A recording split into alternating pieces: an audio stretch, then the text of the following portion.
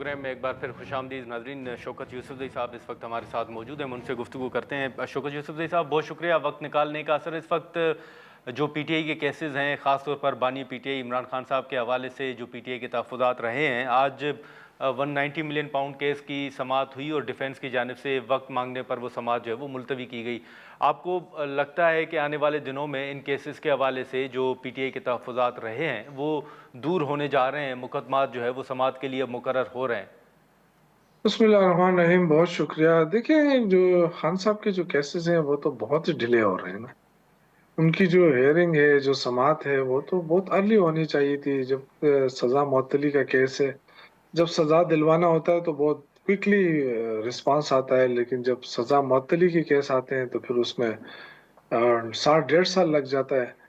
تو اب یہ کہ نیب جو پروسیکیوٹر نے جو باتیں کی وہ بھی آپ نے پوری دنیا نے دیکھی کہ کچھ ہے تو نہیں اس کیس میں. اگر یہ سماعت کے لیے مقرر ہوتا ہے, سماعت اس پہ شروع ہو جاتی ہے تو یہ تو فارغ ہو جائیں گے. تو یہ کہ انصاف تو نہیں مل رہا ہے. لگ ایسا رہا ہے کہ عدالتیں بے اختیار ہیں.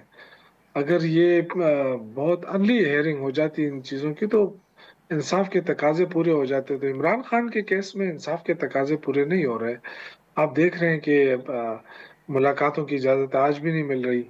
ان کے علاج کا جو سلسلہ ہے وہ بھی خفیہ رکھا جا رہا ہے.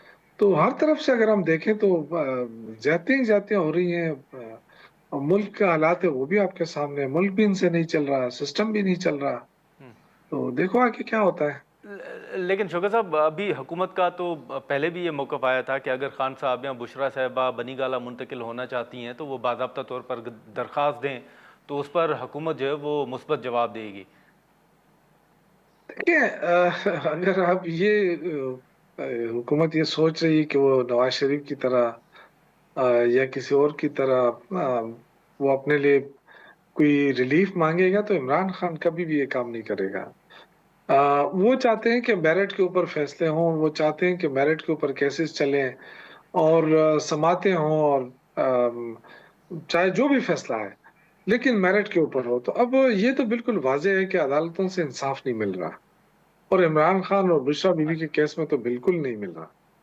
تو اس سے زیادہ کیا مطلب. لیکن شوکت صاحب چلیں عدالتوں کی طرف آپ دیکھ رہے ہیں, لیکن ساتھ ہی ایک پہلے رہائی فورس کہا گیا, اب اس کا نام جو ہے وہ رہائی موومنٹ رکھا گیا ہے, یا اس حوالے سے کام بھی ہو رہا ہے.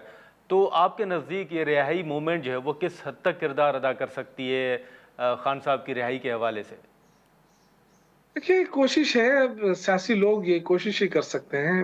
سٹرگل ہو رہی ہے, ظاہر ہے اتنی فسطائیت کے دور میں کہ جب آپ سیاست نہیں کرنے دے رہے ہیں, سیاسی انتقام ہو رہا ہے, اس میں آپ ایک سیاسی سٹرگل, پرامن سٹرگل کرنا چاہتے ہیں تو ایک اچھی بات ہے, اور یہی ہم کر سکتے ہیں اور ہمیں کرنا چاہیے. بہت پہلے کرنا چاہیے تھا, لیکن یہ بدقسمتی ہے ہماری کہ اس وقت جو پی ٹی آئی ہے وہ ایک ہی پلیٹ فارم پہ ہونے چاہیے. مطلب ساری چیزیں ایک ہی پلیٹ فارم پہ ہونا چاہیے. یہ نہیں کہ کہیں سے کچھ آوازیں آ رہی ہے, کہیں سے کچھ آوازیں آ رہی ہیں.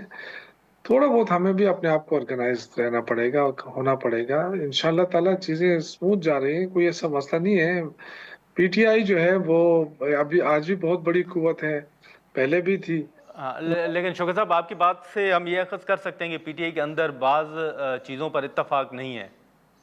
اتفاق کی بات نہیں ہے, مطلب اتفاق تو خیر ظاہر ہے جب کوئی ڈیسیجن ہو جاتا ہے, سیاسی کمیٹی جو ہے وہ فیصلے کرتی ہے, اور یہ فیصلے جی کرنے چاہیے. میں کہنے کا مقصد یہ کہ فیصلے کرنے چاہیے, کیونکہ اگر رہائی کمیٹی یا رہائی فورس یا آپ نام کچھ بھی دے دیں, اور جی رہائی فورس کا نام پہ تو مجھے بھی اعتراض تھا, لیکن جو چیزیں ہیں ان کو اسموتھلی اور کوئکلی آگے بڑھنے چاہیے. اس وقت خان صاحب کی زندگی کا مسئلہ ہے, ان کی آنکھ کا مسئلہ ہے, ابھی تو بشرا بیوی کی آنکھ کا مسئلہ بھی آیا ہے.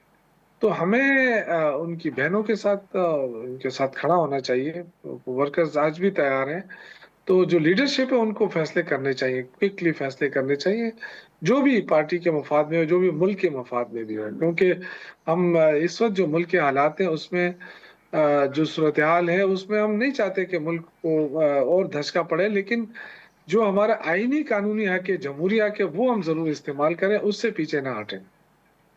अच्छा शौकत साहब, लेकिन कल जो ऐवान सदर में एक अहम बैठक हुई उसमें सीएम साहब ने भी शिरकत की और हुकूमत ने बड़ी तारीफ भी की, तारड़ साहब का भी बयान था। आप समझते हैं कि जो फ्लेक्सिबिलिटी शो की जा रही है अब ये हुकूमत के साथ इस तरह के मामलात में ताउन जारी रहेगा सूबे का?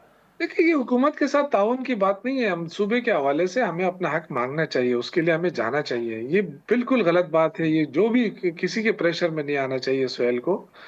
बिल्कुल उनको जो भी उनको लगे कि सूबे के मफाद में हो, मुल्क के मफाद में, उसमें बिल्कुल पार्टिसिपेट करना चाहिए। उसके हक में हूँ मैं। पहले भी कह चुका हूँ कि देखें, हम अपना सूबा अवाम ने हम पे एतमाद किया है और हमें पूरे पाकिस्तान ने हम पे एतमाद किया है। तो ठीक। इमरान खान की रिहाई जो है उसके लिए स्ट्रगल करना, बिल्कुल इसमें कोई दो राय नहीं हो सकता, ना इसमें कोई कोताही होनी चाहिए।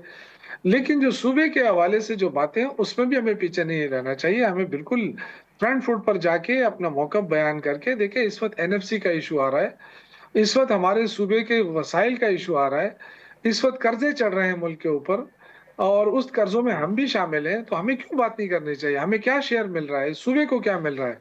इन्होंने जो तकरीबन कोई 35-36 हजार अरब तक कर्जा लिया है, उसमें पूछना चाहिए कि खैबर पख्तूनख्वा को कितना हिस्सा मिला है। तो ये चीजें हैं, क्योंकि हमारे जो सूबा है वो यहाँ बिजली सबसे ज्यादा ये सूबा बना रहा है, यहाँ पे ऑयल एंड गैस है, यहाँ पे मिनरल्स हैं। लेकिन उस जब तक अमन नहीं होगा तो चीजें तो आगे नहीं बढ़ेंगी। तो हमें अपने अमन के लिए, हमें अपने वसाइल हासिल करने के लिए भरपूर आवाज उठानी होगी। नाज़रीन, यहाँ पर एक मुख्तसर सा ब्रेक लेते हैं और ब्रेक के बाद गुफ्तगू को आगे बढ़ाते हैं।